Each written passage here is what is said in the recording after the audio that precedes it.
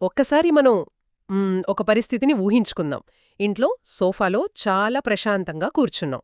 చుట్టూ ఎలాంటి ప్రమాదం లేదు. కానీ అకస్మాత్తుగా గుండె వేగంగా కొట్టుకోవడం మొదలవుతుంది. అవును. దాంతోపాటు విపరీతంగా చెమటలు కూడా పడతాయి. ఎగ్జాక్ట్‌గా. మన గదిలోకి ఒక పెద్ద సింహం దూసుకొస్తే ఎంతటి ప్రాణభయం వేస్తుందో సరిగ్గా అలాంటి భయమే కలుగుతుంది. కానీ అక్కడ సింహం లేదు, ఎలాంటి ముప్పూ లేదు. రైట్.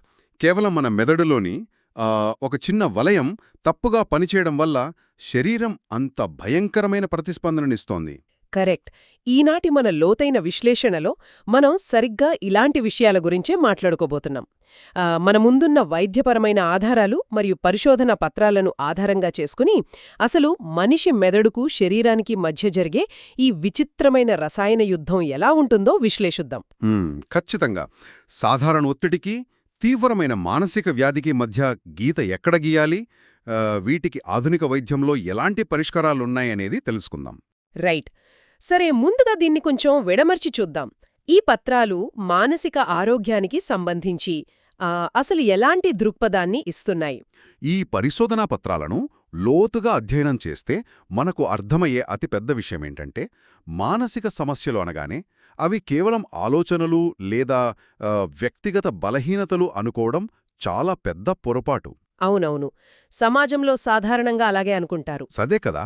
కాని ఈ పత్రాలు మానసిక ఆరోగ్యానికి స్పష్టమైన జీవశాస్త్రానికి మధ్య ఉన్న విడదీయరాని బంధాన్ని వివరిస్తున్నాయి. మెదడులోని రసాయనాలు, నాడీ కణాల నెట్వర్క్లు ఎలా ముడిపడి ఉన్నాయో మనమిందులో చూస్తాం. అద్భుతం. అయితే ఈ ప్రయాణాన్ని మనం ఒక సామాన్యమైన అనుభవంతో మొదలుపెడదాం. ప్రతి ఒక్కరి జీవితంలో కష్టాలు వస్తాయి, బాధలు ఉంటాయి కదా. ఒక ఆత్మీయులను కోల్పోవడమో లేదా ఉద్యోగం పోవడమో జరిగినప్పుడు మనం కుంగిపోతాం. సహజమే. మనిషన్నాక ఆ మాత్రం ఒత్తిడి ఉంటుంది. అదే నా ప్రశ్న కూడా. ఒక సాధారణమైన బాధ ఎప్పుడూ అడ్జస్ట్మెంట్ డిజార్డర్ లాంటి వ్యాధిగా మారుతుంది. అంటే ఒక చెడ్డ వారానికి ఒక మానసిక రుగ్మతకు మధ్య తేడాను వైద్యశాస్త్రం ఎలా గుర్తిస్తుంది? ఈ తేడాను గుర్తించడానికి వైద్యశాస్త్రం ముఖ్యంగా వ్యవధిని కొలమానంగా తీసుకుంటుంది. దాంతోపాటు అది రోజువారీ జీవితంపై చూపే ప్రభావాన్ని కూడా. ఓకే. అంటే ఆ వ్యవధి ఎంత ఉండాలి? ఉదాహరణకు, ఒక ఒత్తిడి కలిగించే సంఘటన జరిగిన 3 నెలల లోపు భావోద్వేగ లేదా ప్రవర్తనా లక్షణాలు కనిపిస్తే దానిని అడ్జస్ట్మెంట్ డిజార్డర్ అంటారు. 3 నెలలు? అవును. మనిషి మెదడు సహజంగానే బాధను ప్రాసెస్ చేసుకుని ఆ పరిస్థితులకు అలవాటు పడేలా డిజైన్ చేయబడింది కదా. ఆ అలవాటు పడే ప్రక్రియ విఫలమై వాళ్లు తమ రోజువారీ పనులు చేసుకోలేనంత తీవ్రమైన ఆవేదనకు గురైతే అప్పుడు దాన్ని వ్యాధిగా పరిగణిస్తారు. రైట్. అంటే సాధారణ విచారం వల్ల మన పనులకు పెద్దగా ఆటంకం కలగదు, కాని ఇది అలా కాదు. ఎగ్జాక్ట్గా. కానీ ఇక్కడ గమనించాల్సిన విషయమేంటంటే, ఇందులో ఇతర తీవ్రమైన మానసిక వ్యాధుల పూర్తి లక్షణాలుండవు. ఇది కేవలం ఒక నిర్దిష్ట సంఘటనకు సంబంధించిన సర్దుబాటులో వచ్చిన లోపం మాత్రమే. ఓహో, అంటే అది అక్కడికే పరిమితమన్నమాట. ఇక్కడే నాకు ఇంకో విషయం గురించి తెలుసుకోవాలనుంది. ఒత్తిడి అనేది మన మెదడులోని ఫైర్ అలారం లాంటిది గదా. ప్రమాదం రాబోతోందని శరీరాన్ని అప్రమత్తం చేయడానికి అది మోగుతుంది. అవును, మంచి పోలిక. కానీ అసలు ప్రమాదం లేకపోయినా ఆ ఫైర్ అలారం నెలల తరబడి మోగుతూనే ఉంటే ఎలా ఉంటుంది? ఈ పత్రాల్లో ఉన్న జనరలైజ్డ్ యాంగ్జైటీ డిజార్డర్ ఆ పరిస్థితి సరిగ్గా ఇలాగే ఉంటుందేమో కదా. ఆ పోలికని తీసుకుంటే అది కేవలం అలారం మోగడమే కాదు, ఆ అలారం శబ్దానికి శరీరం మొత్తం అలసిపోవడం అని చెప్పాలి. వావ్! అంటే నిరంతరం ఒక యుద్ధ వాతావరణం అన్నమాట. దీన్ని ఎలా నిర్ధారిస్తారు? జనరలైజ్డ్ యాంగ్జైటీ డిజార్డర్ లేదా జీఏడీ అని నిర్ధారించాలంటే ఆ నియంత్రించలేని విపరీతమైన ఆందోళన కనీసం 6 నెలల పాటు ఉండాలి. 6 నెలలు? ఈ సమయం ఎందుకు అంత కీలకం? లాంటి లక్షణాలను అనుభవిస్తారు. అంటే శారీరక, మానసిక అలసట రెండూ ఉంటాయన్నమాట. మెదడు ఎప్పుడూ అత్యవసర పరిస్థితిలోనే ఉంటుంది కదా. అవును, ఇది పెద్దవారులో చూసే పరిస్థితి. మరి పిల్లల సంగతేంటి? చిన్నపిల్లల్లో కూడా తమ తల్లిదండ్రులు దూరమవుతారేమో అన్న భయం వస్తుంది కదా. బడికి వెళ్లేటప్పుడు ఏడవడం సహజమే, కానీ దాన్ని సెపరేషన్ యాంగ్జైటీ డిజార్డర్ అని వ్యాధిగా ఎప్పుడు చూస్తారు? పిల్లలు ఏడవడం అనేది అభివృద్ధిలో ఒక సాధారణ దశ. కానీ సెపరేషన్ యాంగ్జైటీ డిజార్డర్లో ఆ భయం ఒక స్థాయిని దాటుతుంది. అది పిల్లలను కనీసం 4 వారాల పాటు ఉండాలి. 4 వారాలు. కేవలం ఏడుపు మాత్రమే ఉంటుందా? లేదు, కేవలం ఏడుపుకే పరిమితం కాదు. పీడకలలు రావటం, తల్లిదండ్రులకు ఏదైనా ప్రమాదం జరుగుతోందేమో అని విపరీతంగా భయపడటం, చివరికి కడుపు నొప్పి, తలనొప్పి లాంటి శారీరక లక్షణాలుగా కూడా బయటపడుతుంది. ఓహో! అంటే భయం ఫిజికల్ పెయిన్‌గా మారుతుందన్నమాట. పెద్దలలో కూడా ఇది ఉంటుందా? అవును. పెద్దలలో అయితే ఈ లక్షణాలు కనీసం 6 నెలలు ఉంటే అప్పుడు దాన్ని సెపరేషన్ యాంగ్జైటీ డిజార్డర్గా గుర్తిస్తారు.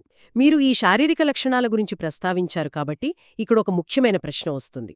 ఈ ఆందోళనంతా మెదడులోనే పుడుతోందని మనం నమ్మే ముందు శరీరంలో వేరేదో సమస్య ఉండి ఇలా జరుగుతోందేమో అని ఎందుకు అనుకోకూడదు?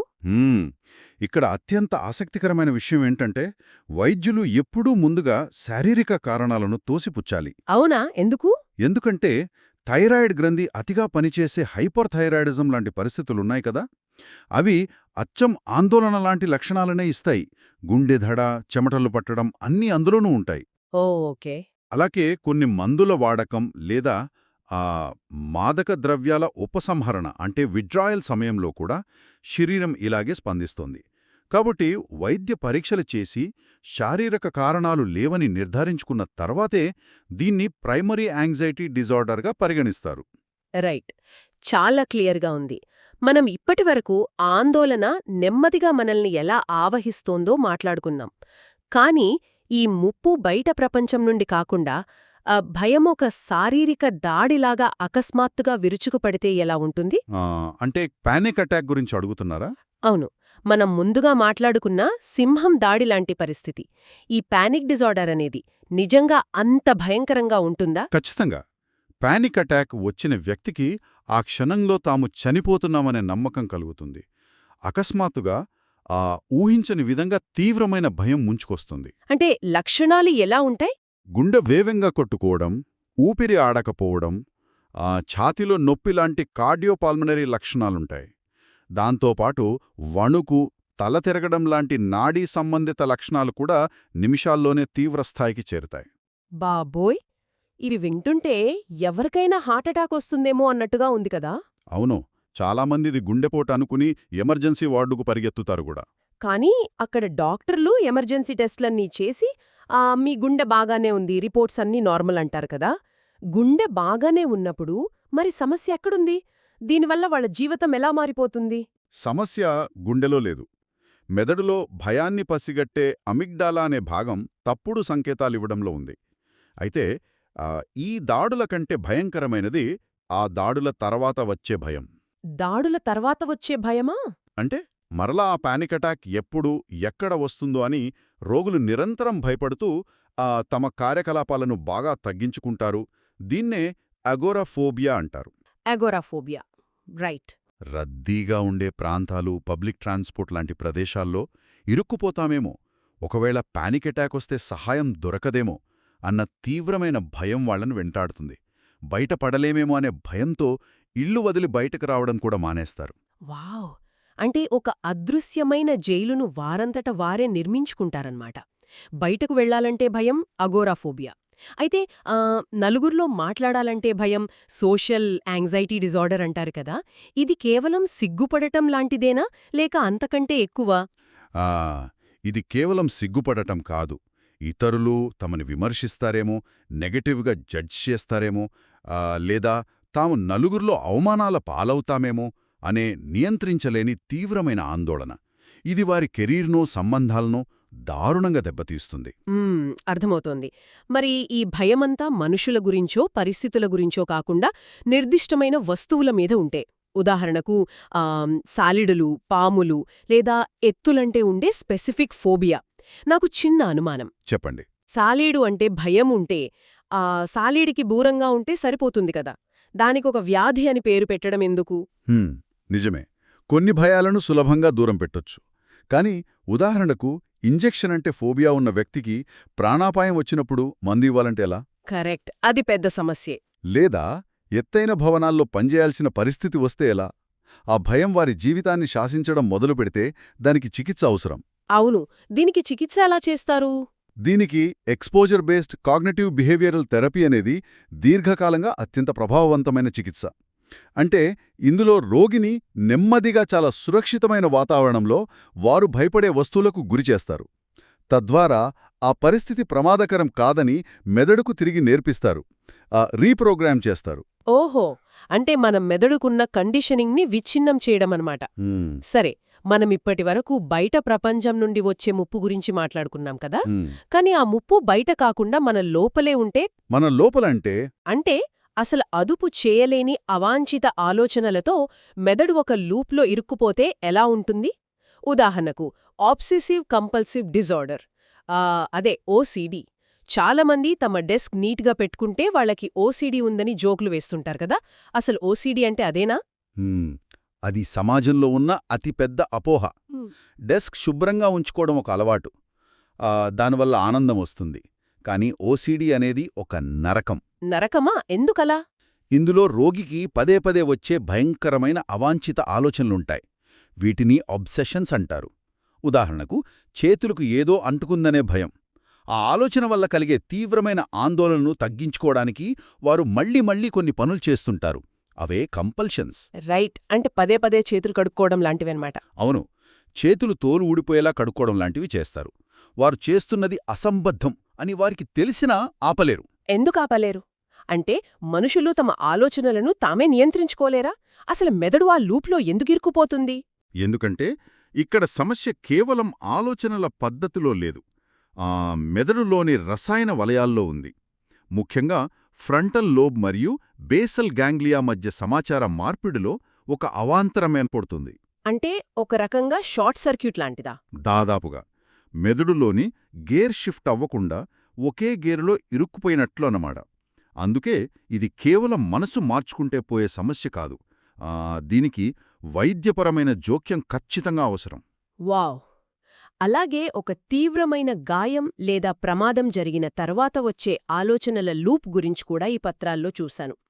ఆ పోస్ట్ ట్రామాటిక్ స్ట్రెస్ డిజార్డర్ లేదా పీటీఎస్డీ గురించి వివరిస్తారా? తప్పకుండా. పీటీఎస్డీ అనేది మన ప్రాణానికి ముప్పు తెచ్చిన ఏదైనా భయంకరమైన సంఘటన జరిగిన తర్వాత మొదలవుతుంది. ఆ సంఘటన జరిగిన తర్వాత కనీసం ఒక నెలపాటు ఆ పీడకలలు రావడం, ఆ ఫ్లాష్ బ్యాక్స్ రూపంలో ఆ సంఘటన కళ్ల ముందు కదులుతున్నట్టు అనిపించడం దీని లక్షణాలు. అంటే నిరంతరం ఒక భయం వెంటాడుతూ ఉంటుందన్నమాట. అవును, మరియు నిరంతరం విపరీతమైన అప్రమత్తతతో ఉంటారు. దాన్ని హైపర్ విజిలెన్స్ అంటారు. వీరు ఆ సంఘటనను గుర్తుచేసే ఏ విషయాన్నైనా వదిలేయడానికి ప్రయత్నిస్తారు. ఈ గాయం నుండి బయటపడేయడానికి ట్రామా ఫోకస్డ్ సీబీటీ మరియు యాంటీడిప్రెసెంట్స్ అనేవి మొదటి చికిత్సగా వాడతారు. ఒక్క నిమిషం, మీరు కనీసం ఒక నెలపాటు ఉండాలి అన్నారు కదా. మరి ప్రమాదం జరిగిన 3 రోజులకే ఇవన్నీ మొదలైతే అప్పుడు దాన్ని ఏమంటారు? అప్పుడు దాన్ని అక్యూట్ స్ట్రెస్ డిజార్డర్ అంటారు. లక్షణాలు అచ్చం పీటీఎస్డీ లాగానే ఉంటాయి, కానీ ఆ సమయం మాత్రమే తేడా. ఓకే, సమయమంటే? ఇవి ప్రమాదం జరిగిన తర్వాత 3 రోజుల నుండి 1 నెల వరకు మాత్రమే ఉంటాయి. ఆ నెల రోజుల వ్యవధి దాటితే అది అధికారికంగా పీటీఎస్డీ అవుతుంది. ఇదంతా విన్నాక ఒక పెద్ద ప్రశ్న వస్తుంది. ఇందాక మీరు మెదడులోని కెమికల్స్ లోపం వల్ల ఈ సమస్యలు వస్తున్నాయని చెప్పారు కదా. అలాంటప్పుడు ఆ కెమికల్స్ను బ్యాలెన్స్ చేయడానికి ఎలాంటి మందులుంటాయి? ఇక్కడే మనం ఫార్మకాలజీ గురించి మాట్లాడుకోవాలి. ముఖ్యంగా బెంజోడయాజిపీన్స్ అనే మందులు మెదడులోని కెమికల్ బ్రేకులుగా పనిచేస్తాయని ఈ పరిశోధనల్లో చదివాను. ఆ బ్రేకులసలెలా పనిచేస్తాయి? ఇక్కడొక అద్భుతమైన జీవశాస్త్ర ప్రక్రియ జరుగుతోంది. బెంజోడయాజెపిన్స్ తీసుకున్నప్పుడు అవి మెదడులోని గాబా ఏ అనే రెసెప్టార్లకు బంధించబడతాయి. గాబా ఏ రెసెప్టార్లు, ఓకే. అప్పుడేమవుతుంది? ఒక మోటార్ ఇంజిన్లో వాల్వ్ తెరుచుకుని చల్లటి నీరు లోపలికి వెళ్ళినట్లుగా ఈ మందుల వల్ల నాడీ కణాలలో క్లోరైడ్ అయాన్ ఛానల్స్ తెరుచుకుంటాయి. ఈ క్లోరైడ్ అయాన్లు లోపలికి ప్రవేశించగానే ఆ కణం యొక్క విద్యుత్ ఆవేశం బాగా పడిపోతుంది. రైట్, అంటే విద్యుత్ ప్రవాహం తగ్గుతుందన్నమాట. అవును, దీన్నే న్యూరానల్ హైపర్పోలరైజేషన్ అంటారు. దీనివల్ల ఆ కణం ఫైర్ అవ్వలేక నెమ్మదించిపోతుంది. దాంతో ఆందోళన వెంటనే మాయమవుతుంది. వావ్! అంటే అదుపు తప్పుద మెదడును ఇవి బలవంతంగా నిద్రపుచ్చుతాయన్నమాట. ఈ మందులను ఆల్కహాల్ మానేసినప్పుడు వచ్చే ఆల్కహాల్ విత్డ్రాయల్ సిండ్రోమ్కి కూడా వాడతారని తెలుస్తోంది కదా. ఇంత బాగా పనిచేస్తున్నప్పుడు అందరికీ ఇవే ఇవ్వొచ్చు కదా. అలా ఇవ్వకూడదు. ఎందుకంటే ఈ బ్రేకులు ఎంత పవర్ఫుల్గా పనిచేస్తాయో అంత ప్రమాదకరమైన సైడ్ ఎఫెక్ట్స్ కూడా ఇస్తాయి. ఎలాంటి సైడ్ ఎఫెక్ట్స్? విపరీతమైన మత్తు, ఆలోచనాశక్తి తగ్గడం లాంటి వస్తాయి. అంతేకాదు శరీరం వీటికి చాలా త్వరగా బానిసవుతుంది. అంటే రిస్క్ ఆఫ్ డిపెండెన్స్ అన్నమాట. ఓహో, అంటే మందులకు బానిసలవుతారు. మరి దీనికి ప్రత్యామ్నాయం లేదా? అందుకే లోరాజపామ్ లాంటి షార్ట్ లేదా ఇంటర్మీడియట్ యాక్టింగ్ మందులనే వాడాలి. ముఖ్యంగా మాదక ద్రవ్యాల అలవాటు ఉన్నవారికి ఇవి అస్సలివ్వకూడదు. రైట్. అంటే ఇవి కేవలం తాత్కాలికంగా మంటలార్పే ఫైర్ ఎంజిన్లు మాత్రమే అన్నమాట. మరి దీర్ఘకాలిక పరిష్కారం కావాలంటే జనరలైజ్డ్ యాంగ్జైటీ, పానిక్ డిజార్డర్ లేదా ఓసిడి లాంటి వాటికి శాశ్వత పరిష్కారం ఏమిటి? దానికి మనం ఎస్ఎస్ఆర్ఐలు మరియు ఎస్ఎన్ఆర్ఐల మీద ఆధారపడతాం. వీటన్నింటికీ మొదటి వరుస చికిత్స ఇవే. అవి ఎలా పనిచేస్తాయి? బెంజోడయాజిపైన్స్ లాగానే ఉంటాయా? లేదు, ఇవి బెంజోడయాజిపైన్స్ లాగా వెంటనే పనిచేయవు. మెదడులో ఆనందాన్ని, ప్రశాంతతను ఇచ్చే సెరోటోనిన్ అనే రసాయనం తిరిగి శోషించబడకుండా ఆపి మెదడులో దాని స్థాయిలను పెంచుతాయి. ఇవి చాలా నెమ్మదిగా మూడును స్థిరపరుస్తాయి. అర్థమయింది. దీంట్లో బుస్పిరోన్ అనే మరో ఆసక్తికరమైన మందు గురించి కూడా ప్రస్తావించారు. అదెలా భిన్నంగా ఉంటుంది? అవును, ఇది బెంజోడయాజిపైన్ కాని మందు. దీని గొప్పదనమేమిటంటే ఇది కండరాలను రిలాక్స్ చేయదు, అలాగే దీనికి అలవాటు పడే ప్రమాదం కూడా లేదు. కానీ ఇది పనిచేయడానికి చాలా సమయం పడుతుంది. అంటే ఎవరికి తగ్గ మందు వాళ్లకి ఇవ్వాలన్నమాట. ఎగ్జాక్ట్గా. ఇక్కడ మనం అర్థం చేసుకోవాల్సింది ఏమిటంటే ఈ బృహత్తర చిత్రానికి దీన్ని అనుసంధానిస్తే మందులు మెదడుకొక పునాదిని ఇస్తాయి. కానీ అసలు సమస్యను వేరుతో సహా పికిలించాలంటే థెరపీ ఎంత ముఖ్యమో తెలుస్తుంది. ఖచ్చితంగా. మందుల పనితీరు వింటుంటే ఆశ్చర్యంగా ఉంది. కానీ నా మెదడును తొలిచేస్తున్న మరో అంశం ఇక్కడుంది. మనం ఇప్పటివరకు మెదడు బయట విషయాలకు ఎలా భయపడుతుందో చూశాం కదా. అవును. కానీ మనసు, శరీరానికి మధ్య సంకేతాలు తప్పిపోయినప్పుడు ఏం జరుగుతుంది? మనందరం ఏదైనా తలనొప్పి వస్తే ఇంటర్నెట్లో వెతికి అదొక బ్రెయిన్ ట్యూమరేమో అని భయపడే ఉంటాం. అది చాలా కామన్. కానీ ఆ భయంలోనే 24 గంటలు బ్రతికితే ఎలా ఉంటుంది? ఈ ఇల్నెస్ యాంగ్జైటీ డిజార్డర్ లాగా? ఖచ్చితంగా. ఇల్నెస్ యాంగ్జైటీ డిజార్డర్లో రోగులు భయపడేది వ్యాధి లక్షణాల గురించి కాదు, భవిష్యత్తులో ఏదో ప్రాణాంతక వ్యాధి వస్తుందనే ఆలోచన గురించి. వాళ్లకి నిజంగా లక్షణాలేమీ ఉండవా? అస్సలుండవు.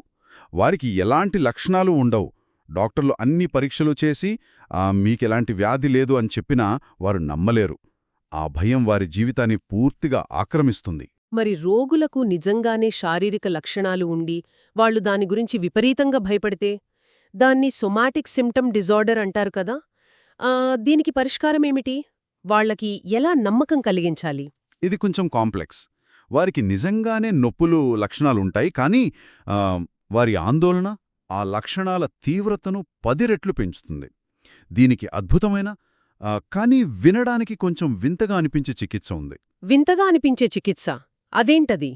రోగికి లక్షణాలు ఉన్నా లేకపోయినా ఒక షెడ్యూల్ ప్రకారం క్రమం తప్పకుండా డాక్టర్ని కలిసేలా చూడాలి. ఎందుకంటే అనవసరమైన టెస్టులు, స్పెషలిస్ట్ రిఫరల్స్ ఇస్తే అది వారి ఆందోళనకు మరింత ఆజ్యం పోస్తుంది. క్రమం తప్పని విజిట్స్ వారి మెదడుకు ఒక భరోసానిస్తాయి. వావ్! అంటే టెస్టులు చేయకపోవడమే ఇక్కడ అసలైన టెస్ట్ అన్నమాట. భలే ఉంది. ఇక శరీరం గురించి భ్రమల్లో మరో విపరీతమైన పరిస్థితి ఉంది. అదే కన్వర్షన్ డిజార్డర్. అవును, ఇది చాలా ఆసక్తికరమైన అంశం. నాడీ సంబంధ వ్యాధి ఏమీ లేకుండానే పక్షవాతం రావడం, కళ్ళు కనపడకపోవడం లాంటివి జరుగుతాయట కదా. వీళ్ళు నిజంగా కావాలని నటిస్తున్నారా? లేదు, అస్సల్లేదు. ఇది కావాలని నటించడం ఎంతమాత్రమూ కాదు. ఒక మనిషి భరించలేనంత తీవ్రమైన మానసిక ఒత్తిడికి గురైనప్పుడు మెదడు ఆ మానసిక బాధను నేరుగా ప్రాసెస్ చేయలేక దాన్ని ఒక భౌతిక లక్షణంగా, అంటే నరాల బలహీనతగా మార్చేస్తుంది. దీన్నే కన్వర్ట్స్ అంటారు. ఓహో, అంటే మైండ్ ఆ పెయిన్ని బాడీకి షిఫ్ట్ చేస్తుందన్నమాట. ఎగ్జాక్ట్గా. ఇది వారి అచేతనలో జరుగుతుంది, కానీ వారనుభవించే ఆ వైకల్యం 100% నిజం. నిజంగా శరీరం ఏ సమస్య లేకపోయినా మానసిక ఒత్తిడి వల్ల పక్షవాతం సృష్టించగలగడం మెదడు ఎంతటి మాయాజాలం చేయగలదో చెబుతోంది. ఇలా శరీరం పట్ల ఉన్న ఈ భ్రమలు, నియంత్రణ కోల్పోవడమనేది వారి ఆహారపు అలవాట్లపై కూడా ఎలా దెబ్బ కొడుతుందో మనం ఈటింగ్ డిజార్డర్స్లో చూస్తాం గదా. ఖచ్చితంగా. ఆహారపు అలవాట్లు మానసిక ఆరోగ్యానికి అద్దం పడతాయి. ఈ పత్రాల్లో అనోరెక్సియా నెర్వోసా గురించి చూస్తే దీని గురించి ఏముందో వివరిస్తారా? అనోరెక్సియా నెర్వోసా ఉన్నవారు బరువు పెరిగిపోతామనే భయంకరమైన భయంలో బ్రతుకుతారు. వారు ఎంత సన్నబడిపోయినా ఆ అద్దంలో చూసుకున్నప్పుడు వాళ్లకి తాము లావుగానే ఉన్నామనిపిస్తుంది. అంటే భోజనం చేయడం మానేస్తారా? అవును, ఆహారం తీసుకోరు, విపరీతమైన తక్కువ బరువుంటారు. కౌమార దశలో ఎవరైనా అకస్మాత్తుగా ఆహారపు అలవాట్లు మార్చుకొని విపరీతంగా సన్నబడుతుంటే అది గమనించాల్సిన ఒక తీవ్రమైన హెచ్చరిక. అయితే నాకిక్కడొక సందేహం. ఈ బులీమియా నెర్వోసా కూడా ఆహారానికి సంబంధించిందే కదా? అనోరెక్సియాకి బులీమియాకి ప్రధానమైన తేడా ఏమిటి? కేవలం ఆ బరువేనా? బరువు అనేది ఒక స్పష్టమైన గీత. బులీమియా ఉన్నవారు సాధారణ బరువు లేదా కొంచెం ఎక్కువ బరువు ఉంటారు. కాని అసలు తేడా వారి ప్రవర్తన లూప్లో ఉంటుంది. ప్రవర్తన లూప్ అంటే వాళ్ళు ఏం చేస్తారు? వీరు తమ నియంత్రణ కోల్పోయి అతిగా తింటారు, అంటే బింజ్ ఈటింగ్ చేస్తారు. తిన్న వెంటనే ఆ విపరీతమైన అపరాధ భావం, బరువు పెరుగుతామనే భయంతో ఆ తిన్నదాన్ని బయటకు పంపేందుకు వాంతులు చేసుకోవడం, లాక్సేటివ్స్ వాడడం లేదా అతిగా వ్యాయామం చేయడం లాంటివి చేస్తారు. My God! ఇలా పదే పదే వాంతులు చేసుకోవడం వల్ల శరీరంలో ఎలాంటి వినాశనం జరుగుతుంది? ఎందుకంటే ఇది వినడానికే చాలా ప్రమాదకరంగా ఉంది. అవును, భౌతికంగా శరీరం పూర్తిగా విచ్ఛిన్నమవుతుంది. పదే పదే వాంతుల వల్ల ఆ శరీరంలోని పొటాషియం బయటకు వెళ్ళిపోయి హైపోకెలీమియా వస్తుంది. ఇంకా ఏమవుతుంది? కడుపులోని ఆమ్లాలు కోల్పోవడం వల్ల రక్తంలో క్షార స్వభావం పెరిగి మెటబాలిక్ ఆల్కలోసిస్ వస్తుంది. ఆ యాసిడ్ వల్ల గొంతులోని పారోటిడ్ గ్రంథులు, అంటే లాలాజల గ్రంథులు ఓవర్ టైం పనిచేసి వాచిపోతాయి. పంటి ఎనామెల్ అరిగిపోతుంది కూడా.